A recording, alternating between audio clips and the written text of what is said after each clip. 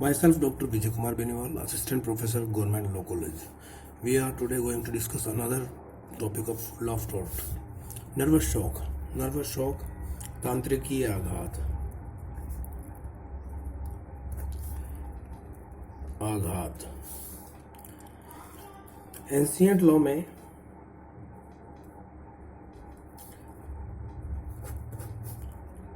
Nervous shock के लिए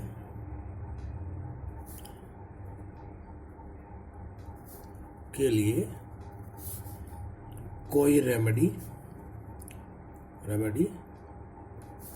नहीं थी या कोई डैमेजेस नहीं था. केस लिंच वर्सेस नाइट 1861 का केस है. 1861 के केस में ये बताया गया, फर्स्ट टाइम ये डिसाइड किया गया कि नर्वस शॉक, तांत्रिकीय आघात, shock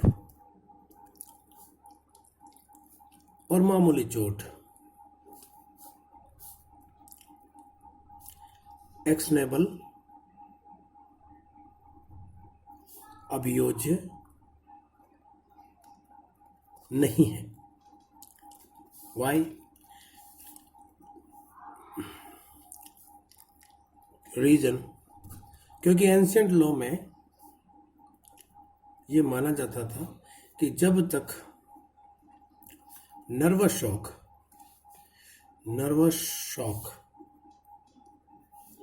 is not converted in any disease,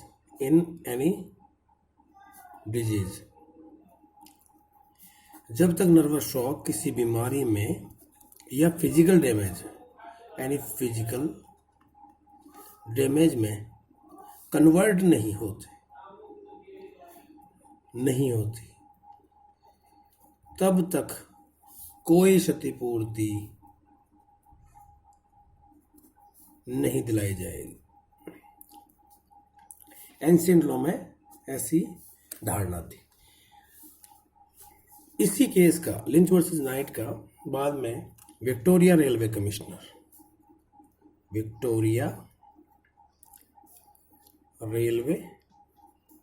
commissioner versus कोल्टस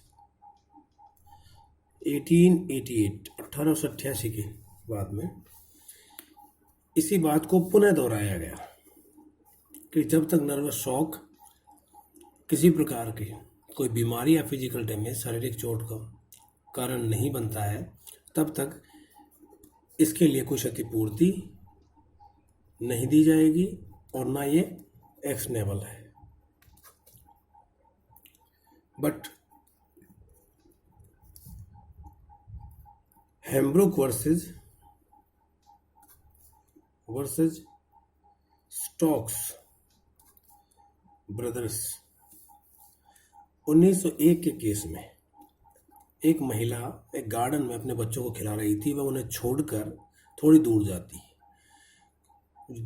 महिला जहां बच्चों को छोड़कर जाती है तो पीछे मुड़कर देखती है कि एक ट्रॉली जो कि ढलान पर है और वो बिना किसी ड्राइवर के उसके बच्चों की ओर जा रही है.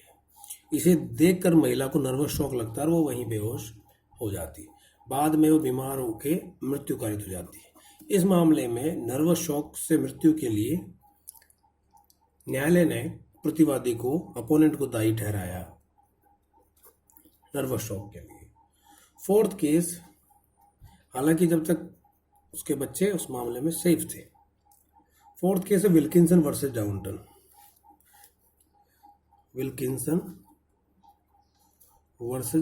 डाउनटन. ये case mental element of tort में टोवल टॉपिक में डिफाइन किया था कि एक व्यक्ति द्वारा अपने पड़ोसी महिला से एक मजाक किया गया जिसमें कहा गया कि आपके पति एवं पुत्र बच्चे उनका रोड एक्सीडेंट हो गया है, जिससे महिला वहाँ भागी गई और रोड पर जाकर देखा तो उसे किसी प्रकार की, जो कि रोड घर से लेकर स्कूल और ऑफिस तक का था, उसमें कहीं पर भी वो बच्चे और पति नहीं पाए गए। पश्चात वह हॉस्पिटल गई और उसे इतना गहरा सदमा लगा कि वह हॉस्पिटल में बीमार हो गई और भर्ती हो गई। जब महिला हॉस्पिटल से वापस ठीक होकर आई तब उसके बाल सफ़ेद हो चुके थे। इस केस को ग्रे हेयर केस भी कहते हैं। इस मामले में महिला द्वारा उससे क्षतिपूर्ति मांगी गई। तब न्यायालय के द्वारा निर्धारित किया गया कि ऐसे मामले में नर्वस शॉक से जो बाल सफ़ेद है उसके लिए क्षतिपूर्ति दिलाई जाए, चाहे ऐसा इंटेंशन प्रतिवादी का हो चाहे नहीं हो, इससे कोई फर्क नहीं पड़ता।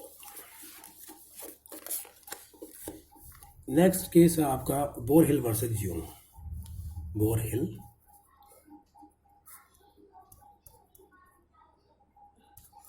वर्सेस यंग, ये 1943 का केस है। इस मामले में एक मोटरसाइकिल चालक एक लॉरी से आकर टकराकर ऑन स्पॉट ही डेड हो जाता है। लॉरी से 45 गज दूर एक महिला सड़क किनारे मछली बेच रही थी। उस घटना की आवाज़, क्योंकि टक्कर जोरदार थी, उस घटना की आवाज़ महिला तक पहुंची। महिला गर्भवती थी, उसे जल्दी प्रसव हो गया। उसने मोटरसाइकिल चालक बाइकर के उत्तराधिकारियों यानी वंशजों के विरुद्ध ये केस किया है, यहाँ पार्टी बनाया है कि मुझे क्षतिपूर्ति दिलाई जाए। उस चोट के कारण मेरा शीघ्र प्रसव हो गया। क्योंकि यहाँ डिस्टेंस 45 गज का था और महिला द्वारा ऐसा कोई दृश्य भी नहीं देखा गया था, तत्पश्चात यह डिसाइड किया गया इस महिला के प्रति मोटरसाइकिल बाइकर की किसी प्रकार की कोई जिम्मेदारी नहीं बनती, इसलिए किसी प्रकार की क्षतिपूर्ति नहीं दिलाई जाएगी। एक और केस है glue versus bite. Glue versus bite, इस केस में एक महिला अपने ही मकान के पीछे रेलिंग के पीछे खड़ी है। मकान के पीछे जो रेलिंग है उसके अंतर्गत अहाते में खड़ी है। एक घोड़ा गाड़ी बिगड़ कर आती है और वो सीधा रेलिंग से टकरा जाती है। टक्कर इतनी जोरदार थी कि महिला उस समय गर्भवती थी, उसका प्रसव शीघ्र हो जाता है। उस महिला के द्वारा वहां पर क्लेम किया गया है गाड़ी चालक से कि वह क्षतिपूर्ति दे। उसके इस कृत्य के कारण उसे शीघ्र प्रसव हुआ और समय से पूर्व बच्चा पैदा हो गया। तो यहाँ पर लॉर्ड एटकिन ने यह निर्धारित किया कि मुझे ऐसा कोई कारण नहीं लगता जिसको चोट लगे और जो ऐसा दर्शक रहे, उस दर्शक को भी जो ऐसी घटनाओं को देखता है उसको भी क्षतिपूर्ति दिलाई जानी चाहिए। उसको क्षतिपूर्ति से बाहर करने का कोई कारण दिखाई नहीं देता है। तो लॉर्ड एटकिन द्वारा ये डिसाइड किया गया कि ये जो थर्ड पर्सन है जो कि ऐसा देखता है और देखकर, हालांकि उसको स्वयं को क्षति नहीं होती, अगर वो देखकर भी अगर उसको नुकसान कारित होता है या उसको नर्वस शॉक लगता है तो उसके लिए उसकी क्षतिपूर्ति की जाना चाहिए। इसी केस को फॉलो किया गया है Dooley versus Cammell Laird and company. इस मामले में प्रतिवादी की असावधानी से क्रेन की रस्सी टूट गई और उससे बहुत सारा सामान मजदूरों के ऊपर गिरा। हालांकि यहाँ पर वादी काफ़ी दूर खड़ा था और वह उसके बचने की सब पूरी संभावना थी, वह बच गया था। लेकिन वह अपने साथियों को इतना संकटापन्न देखता है कि जो क्रेन की रस्सी टूट गई तो सारा माल जो भरा हुआ था वो उनके साथियों पर आकर गिरता है। यह देखकर उसे नर्वस शॉक उत्पन्न होता है। हालांकि वो स्वयं सुरक्षित जगह पर था और यहाँ पर उसे शॉक लगने के कारण न्यायालय द्वारा उसको क्षतिपूर्ति दिलाई गई, हालांकि वह खुद सेफ था। तो इस केस में ग्लू बनाम बाइट को भी फॉलो किया गया है। उसके पश्चात एक केस और है बोर्डमैन वर्सेस लैंडरसन। इस मामले में चालक और साथ ही उसका पुत्र बैठा हुआ है।